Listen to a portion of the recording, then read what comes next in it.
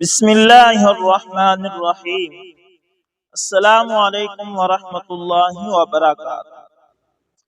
سیدنا ابو سعید خدری رضی اللہ تعالی عنہ کا بیان ہے کہ ایک بھیڑیے نے بکری پر چڑھائی کی اور اسے پکڑ لیا تو چرواہا اس کے پیچھے بھاگا اور بکری کو اس سے چھین لیا۔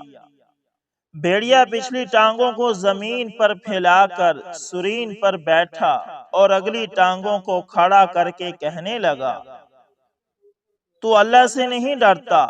تو مجھ سے وہ رزق چھینتا ہے جسے اللہ نے میری طرف چلا دیا۔ اس نے کہا، ہے تعجب! بھیڑیا انسانوں جیسا کلام کر رہا ہے۔ بھیڑیا بولا، میں تجھے اس سے بھی عجیب بات نہ بتاؤں؟ محمد صلی اللہ علیہ وسلم یثرب میں لوگوں کو پہلے لوگوں کے واقعات سنا رہے ہیں۔ وہ چرواہا اپنی بکریاں لے کر سوئے منزل چل پڑا، یہاں تک کہ اس کے ایک کنارے میں لا کھڑا کیا۔ پھر رسول اللہ صلی اللہ علیہ وسلم کے پاس آیا اور آپ صلی اللہ علیہ وسلم کو خبر دی۔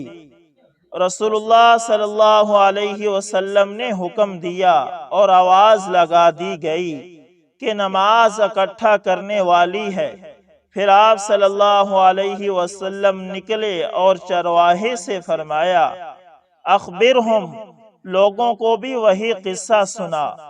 چنانچہ اس نے انہیں سنا دیا تو رسول اللہ صلی اللہ علیہ وسلم نے فرمایا، صدق والذی نفس محمد بیدہ لا تقوم الساعة حتى يكلم السباع الانس ويكلم الرجل عذبة صوته وشراك نعله ويخبره فخذه بما احدثه اہلہ بعدہ۔